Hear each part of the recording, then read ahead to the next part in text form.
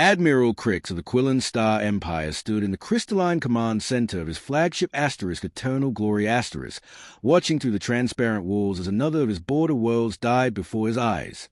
The planet Quillo 7, home to 18 million souls just hours ago, was now nothing but a writhing mass of organic machinery that pulsed with alien intelligence. The sight never became easier to witness. Through his enhanced optical sensors, Crix could see the surface of what had once been a thriving agricultural world transformed into something that defied comprehension. Massive organic structures sprouted from the ground like twisted trees, their surfaces covered with nodes that pulsed in perfect synchronization. Between them moved countless figures that had once been his people, Quillen farmers, teachers, children, now walking in perfect unison as extensions of the collective consciousness that had consumed them. Status report from the 3rd Defense Fleet. Crix requested from his tactical officer, though he already knew what the answer would be. Commander Vel consulted his displays with a hollow expression of someone who'd been delivering bad news for weeks. Admiral, the 3rd Fleet engaged a hive mind construct at the edge of the system. Initial contact lasted 17 minutes before all ships began transmitting in perfect unison. They are no longer responding to our commands. Another fleet converted. Another 1,000 trained officers and crew members absorbed into the collective intelligence that was systematically devouring the Quillen Star Empire. Crix had watched it happen to ship after ship, world after world, as a hive mind spread through their territory like a living plague that converted everything it touched. The entity didn't destroy. It improved, at least from its own perspective. Quillen cities were rebuilt into efficient organic processing centers. Quillen starships were transformed into biomechanical hybrid vessels that operated with coordination no individual pilot could match. Quillen people became components of a vast intelligence that could think with millions of minds simultaneously. How many systems have we lost confirmed contact with? Crix asked, though tracking their losses had become a grim ritual that provided no comfort. 4 to 7 confirmed consumed. Commander Vel replied, his voice barely steady. 18 more report hive mind contact within the past day. The pattern is always the same. First contact, brief resistance, then complete conversion of all organic and technological assets. The hive mind had already consumed 17 different civilizations before reaching Quillen space, leaving behind empty regions where thriving galactic communities had once existed. Not empty in the sense of destruction, empty because everything that had been there was now part of something else, something vast and alien that treated individual consciousness as a design flaw to be corrected. So, long-range sensors are detecting hive mind expansion toward the core worlds, announced Lieutenant Zara from the sensor station. They are moving through the Meridian sector using converted Quillen vessels. Estimated arrival at Quillen Prime, 6 standard days. 6 days until the hive mind reached their capital world, with its billions of civilians who had no way to defend themselves against an enemy that converted resistance into cooperation. The collective intelligence didn't need to defeat the Quillen military. It just needed to touch them, and they would willingly join its ranks. Send emergency broadcast to all known civilizations, Crix ordered, activating the quantum communication array that could reach across the galaxy. Full diplomatic channels, maximum priority. Offer our Empire's entire treasury, our advanced shield technology, our gravitational manipulation systems, everything we have to anyone capable of military intervention. The message that went out was desperate and comprehensive, including detailed tactical data about the hive mind's capabilities, their conversion methods, and the complete military analysis of how 17 civilizations had fallen to this collective intelligence. Crix offered technologies that the Quillen Empire had guarded for centuries, promising to share their most advanced scientific discoveries with anyone who could help them survive. The responses began arriving within hours, and each one drove the knife of despair deeper into Crix's consciousness. The Peaceful Alliance expressed sympathy but reported that their forces had already evacuated beyond the hive mind's reach. The Crystal Federation offered to preserve Quillen cultural records after their extinction. The warrior clan simply stated that the hive mind had proven unstoppable and advised immediate evacuation to uninfected space. Most galactic powers had encountered the hive mind before and learned that fighting it was futile. The collective intelligence absorbed military technology, tactical knowledge, and strategic thinking from every civilization it consumed, becoming stronger and more sophisticated with each victory. Resistance only made it more dangerous. Any responses offering actual military assistance? Crix asked, though he already knew the answer from his staff's expressions. Negative, sir, Commander Vel reported. Most civilizations are implementing quarantine protocols to prevent the hive mind from spreading to their territory. No one is willing to risk direct confrontation. Just as Crix was beginning to accept that his species would face extinction alone, a single transmission arrived through the quantum channels. The message was brief, professional, and came from a system he'd never heard of. Distress call acknowledged. Threat assessment complete. Fleet deploying under humanitarian intervention protocols. Admiral Patricia Wells commanding Terra Defense Command. Estimated arrival, 7 to 2 hours. Crix stared at the communication, confused by the confident tone and unfamiliar terminology. Commander, what do we know about this Terra Defense Command? Vel consulted the galactic databases, searching for any information about the responding species. Very limited data available, sir. Terra appears to be the homeworld of a species called humans, located in a system designated Sol-free. Recently achieved faster-than-light travel, classified as inhabitants of a dangerous world. The Quillans assumed this meant a small peacekeeping force from an unknown minor species, perhaps some patrol ships with humanitarian supplies or refugee transport capabilities. After all, what could beings from a single dangerous world possibly contribute against a threat that had consumed 17 entire civilizations? They had no idea they just contacted beings who had spent their entire evolutionary history fighting collective intelligence, from organized insect colonies to viral organisms that tried to network organic brains. To humans, hive mind scenarios weren't unprecedented galactic horrors. They were Tuesday morning pest control operations requiring the right equipment and proper extermination techniques. Admiral Patricia Wells sat in the Strategic Command Center at Terra Military Headquarters, surrounded by holographic displays that showed real-time threat assessments from across known space. The facility operated as humanity's primary coordination hub for large-scale military operations, monitoring everything from pirate activity to extinction-level threats that could destabilize entire galactic regions. When the Quillan distress call arrived through the automated monitoring systems, it immediately triggered priority alerts across her command center. Wells reviewed the threat analysis with the practiced eye of someone who'd spent 30 years dealing with humanity's expansion into environments where collective intelligence posed regular dangers to human colonies. We're receiving a priority collective intelligence threat assessment, announced Commander Lisa Davis from her station at the Threat Analysis Hub. Swarm entity consuming civilian populations across multiple star systems. Pattern matches our databases for aggressive hive mind expansion. Wells immediately accessed a full tactical assessment on her command console, reviewing the data that painted a clear picture of collective intelligence that had already consumed 17 civilizations. The entity's methods, conversion rather than destruction, absorption of technology and tactical knowledge, coordination across multiple star systems, matched every characteristic of the hive mind threats that human colonies have been fighting since their early expansion into space. This is exactly the kind of situation our anti-hive protocols were designed to handle, Wells said to her staff, activating the emergency response systems that would mobilize humanity's most specialized military capabilities. We're dealing with a collective consciousness that's treating organic life as raw material for expansion. The human approach to collective intelligence threats was unique among galactic civilizations. While most species treated hive mind entities as incomprehensible alien horrors, humanity had developed comprehensive countermeasures based on decades of experience fighting organized collective organisms that regularly threatened human settlements. General Robert Hayes. Wells called to her ground forces commander, who was already reviewing deployment options at his tactical planning station. We have a swarm intelligence consuming civilian populations across multiple sectors. I want the first battle fleet ready for immediate anti-hive operations within 8 hours.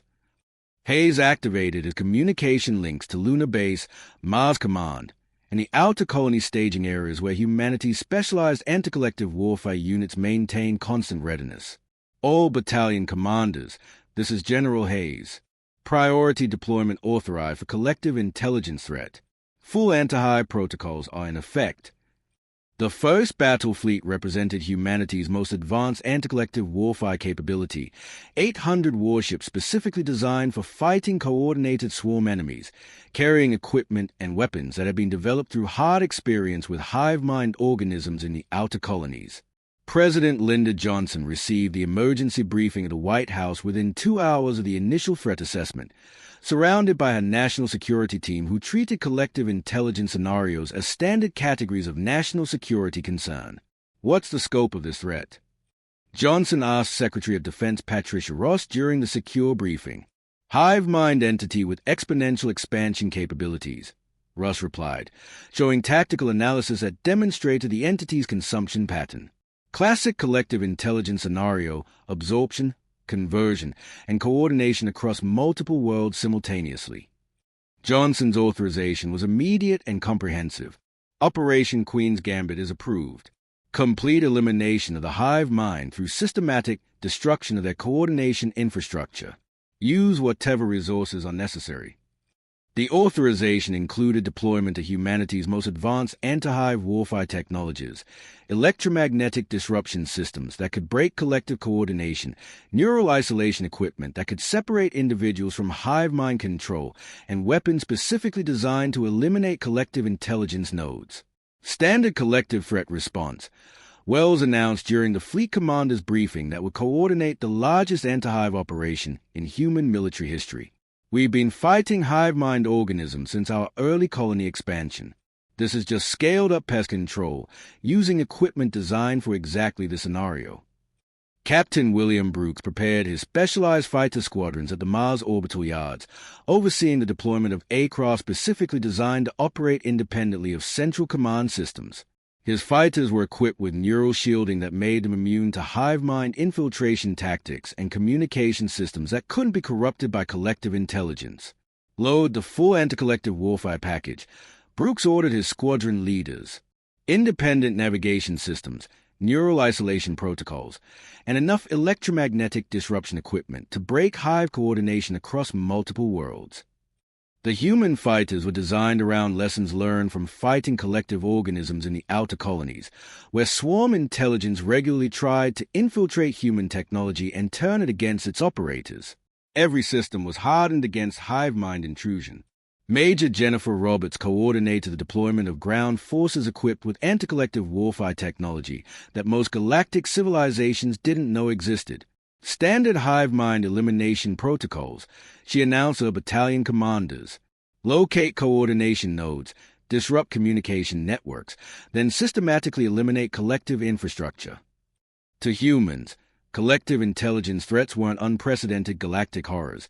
They were exactly why Earth had developed such extensive anti-hive warfare capabilities during their expansion into environments where collective organisms pose regular threats to human settlements. Commander Diana Foster led the intelligence analysis teams that processed Aquilon data to identify hive mind weaknesses and coordination patterns. This entity operates like the collective organisms we've encountered in the outer territories, she reported. Same coordination methods, same expansion tactics, same vulnerabilities to electromagnetic disruption. The massive fleet that prepared to depart for Quillen space represented the culmination of decades of anti-collective warfare development. Every ship, every weapon, every piece of equipment had been designed and tested against hive-mind organisms that most galactic civilizations considered theoretical nightmares. Admiral Wells reviewed the final deployment orders with satisfaction. The human response was mobilizing with the confidence of professional exterminators heading to handle routine pest control, because that's exactly what this was to a species that had been fighting collective intelligence since they first encountered organizing colonies on Earth. Admiral Crick stood in a command center monitoring long-range sensors for any sign of the modest assistance he hoped the mysterious Terra Defense Command might provide. Around him, his staff worked desperately to coordinate the evacuation of their remaining outer colonies while the hive mind continued its relentless advance toward Quillen Prime. Any sign of the human response? Crix asked his sensor operator, though he held little hope that beings from an unknown world could provide meaningful help against a threat that had consumed 17 civilizations. "Sir, we're detecting massive hyperspace distortions approaching the system," Lieutenant Zara announced, her voice filled with confusion. "The readings are unprecedented." My instruments are having trouble processing the scale. Through the crystalline walls of his command center, Crix could see the first signs of arrival, brilliant flashes of light as vessels dropped out of hyperspace in perfect formation. But what emerged from the swirling energy portals defied everything he'd expected. Instead of a few modest patrol ships offering refugee assistance, space around Quillen Prime filled with the most powerful military force ever assembled. Wave after wave of human warships materialized with mechanical precision, their dark hulls bristling with weapon systems and sensor arrays that looked nothing like conventional galactic military technology. Admiral Wells' flagship Exterminator emerged from hyperspace like a floating fortress of destruction. The massive vessel was larger than anything in Quillen military history, its hull covered with equipment that pulsed with electromagnetic energy. Behind it came 800 warships that deployed in formations designed for systematic elimination of coordinated enemies. How many ships? Crix whispered, staring at tactical displays that showed contact spreading across his entire star system with mathematical precision. 800 confirmed vessels, Lieutenant Zara reported, her voice barely steady. They are establishing complete coverage of every planet, moon, and orbital facility in our system. This isn't refugee assistance. This is military conquest-level deployment. But the human fleet wasn't positioning for conquest. They were implementing what appeared to be the most sophisticated anti-collective warfare operation the galaxy had ever witnessed. Each ship took position based on electromagnetic mapping of hive mind coordination networks, using sensor technology that could detect collective consciousness at the quantum level. Admiral Wells' voice cut through Quillen communication channels with professional authority that made clear this was not a rescue mission. It was an extermination operation. Quillen Command, this is Admiral Patricia Wells of the Terra Defense Fleet. We're here to eliminate the collective intelligence threat, implementing anti-hive protocols immediately.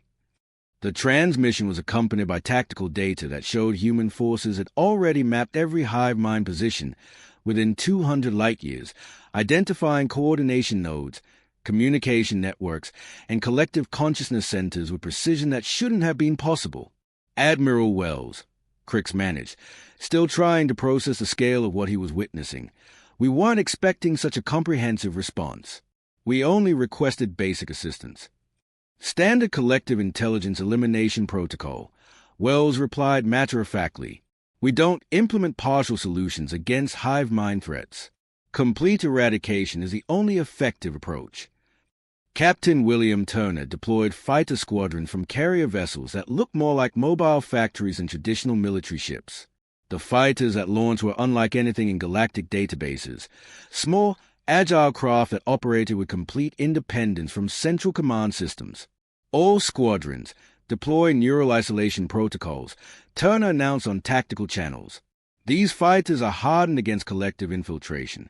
The hive mind can't coordinate against units it can't network with. The human fighters move through space with deliberate unpredictability that made collective coordination impossible. Each pilot operated according to individual tactical assessment rather than centralized commands, making them immune to the hive mind primary advantage, the ability to predict and counter coordinated enemy movements.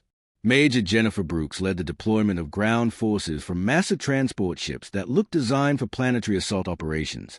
Her troops carried equipment that pulsed with electromagnetic energy, wearing armor that incorporated technology the Quillens had never seen before.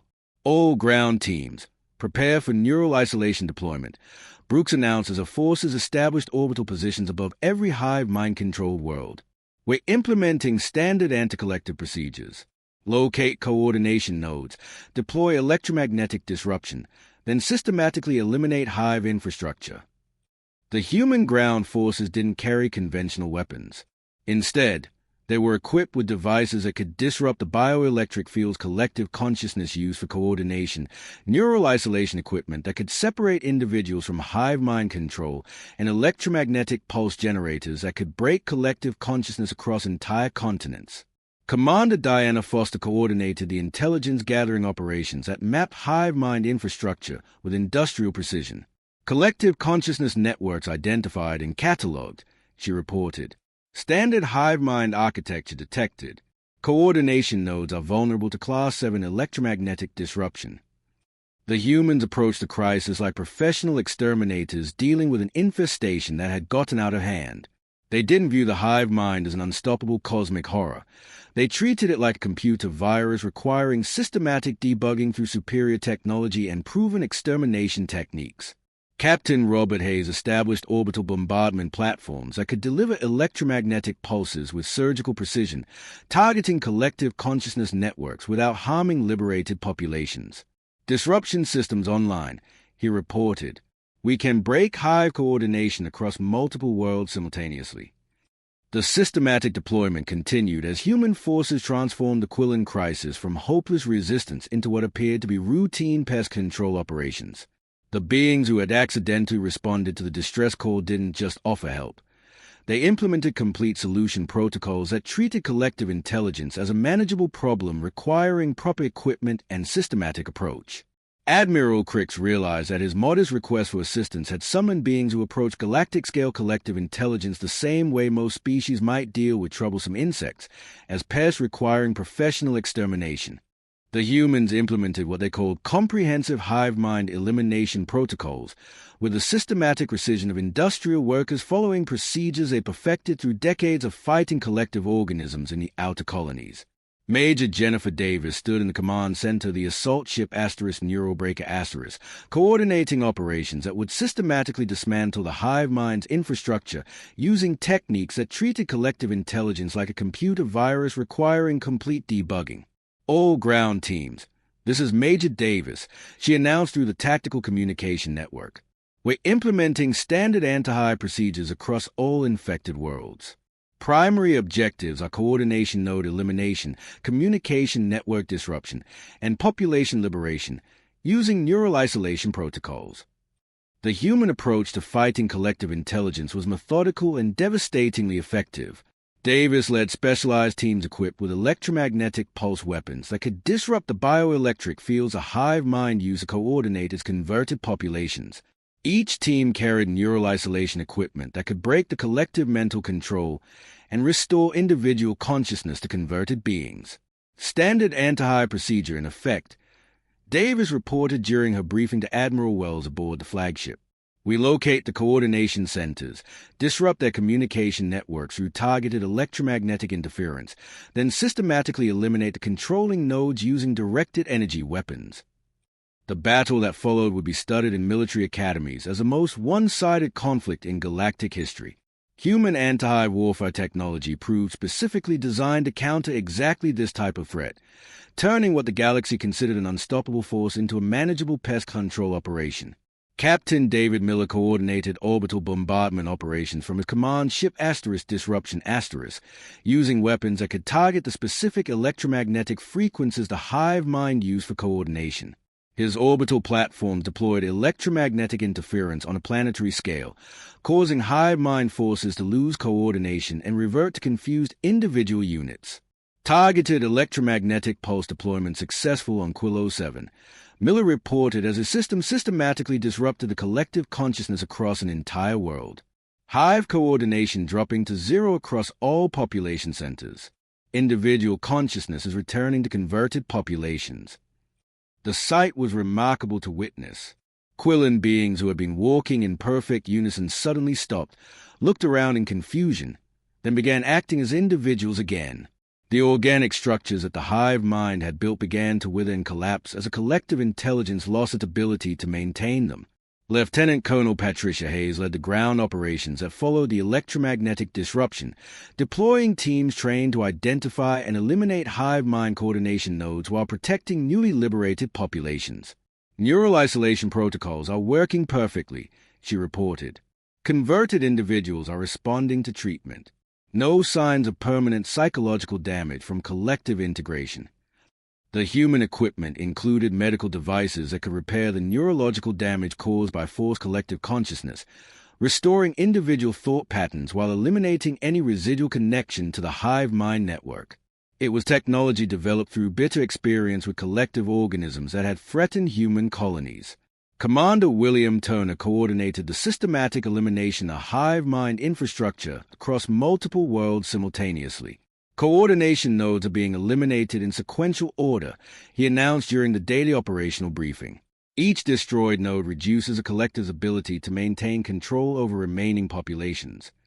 The hive mind, which had consumed 17 civilizations by absorbing their military knowledge and technological capabilities, found itself completely outmatched by human forces that approached collective intelligence as a problem with known solutions. Every tactic the entity attempted had been encountered and countered by humans dealing with similar threats in the outer colonies. Major Robert Davis led the specialized units that hunted down hive mind command structures, using tracking equipment that could locate collective coordination centers by their electromagnetic signatures. These entities always establish hierarchical control systems, he explained to his teams. We eliminate the command nodes. The subordinate networks collapse automatically. The systematic dismantling continued across multiple fronts as human forces applied industrial-level pest control to galactic-scale collective intelligence. Each liberated world provided intelligence that led to more coordination nodes.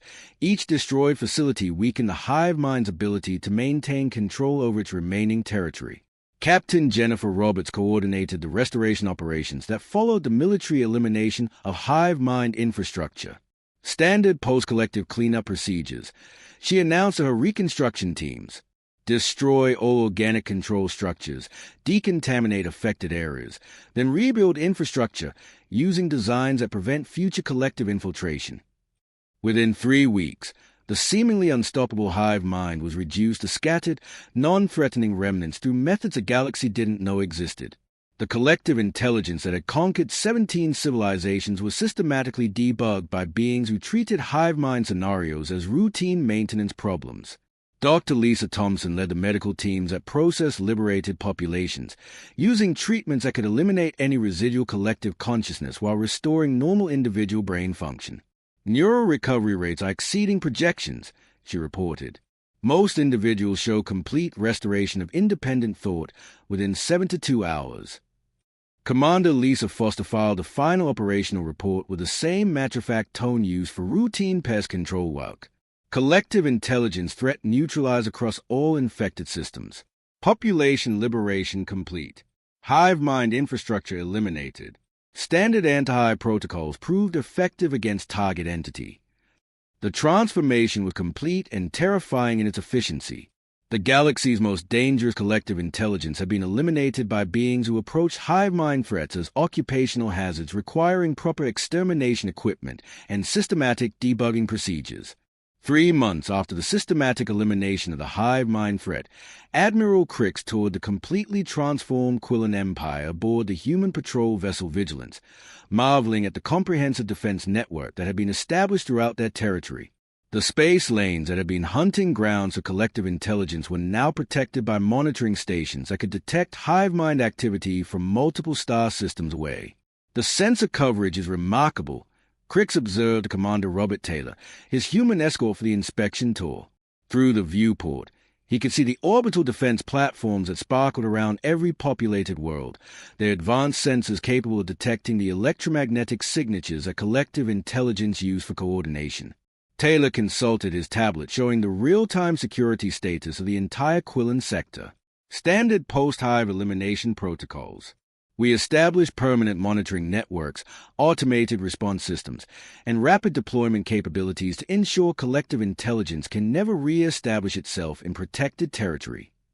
The transformation was comprehensive in ways that still amaze the surviving Quillen leadership. Human engineers had rebuilt their civilization's infrastructure with technology that was generations ahead of anything they possessed before the crisis. Automated defense systems protected every major population center, while early warning networks could detect collective intelligence formation before it became dangerous. What impressed Crix most was how the humans had treated the reconstruction not just as military necessity, but as an opportunity to upgrade Quillen's civilization's entire approach to technological security. Their cities now incorporated human-designed isolation protocols that could prevent collective infiltration, while their communication networks used encryption methods that made hive mind coordination impossible. The neural isolation systems you've implemented, Taylor explained as they reviewed the restored colonies, can detect and neutralize collective consciousness formation in individual organisms before it spreads to population levels. Your people are now immune to the kind of conversion that made the original hive mind possible. Admiral Patricia Wells met them at the new Joint Command Center that had been established as a central coordination point for anti-collective warfare operations throughout Quillen space. The facility was a marvel of human military engineering, a space station that could coordinate defense operations against hive mind threats across multiple star systems while serving as a research center for studying collective intelligence.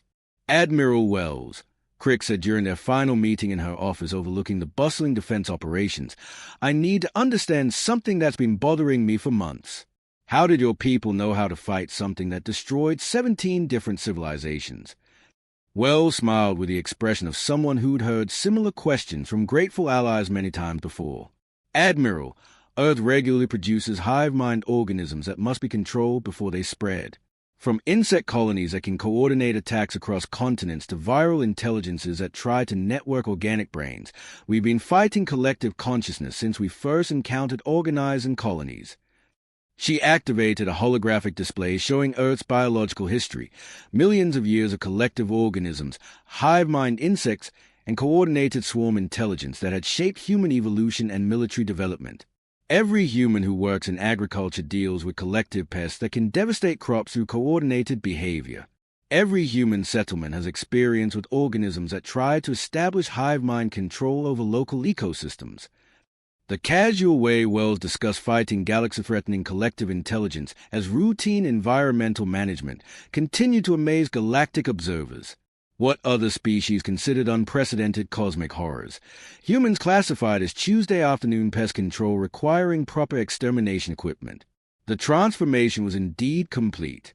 The Quillen Empire had gone from facing extinction to being the most secure civilization in their sector, protected by defense systems that made collective intelligence formation impossible within their territory.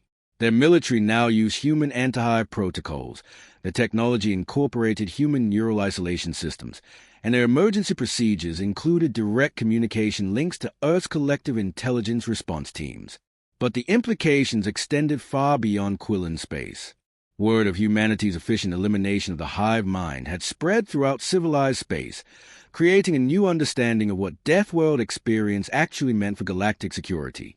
Captain William Brooks, commanding the permanent human anti-hive force in Quillen space, reviewed the requests that arrived daily at his headquarters. The crystalline hegemony reports emerging collective consciousness in their mining operations. The Agricultural Federation has crop parasites showing hive coordination. The Peaceful Alliance is dealing with networked organisms in their research facilities.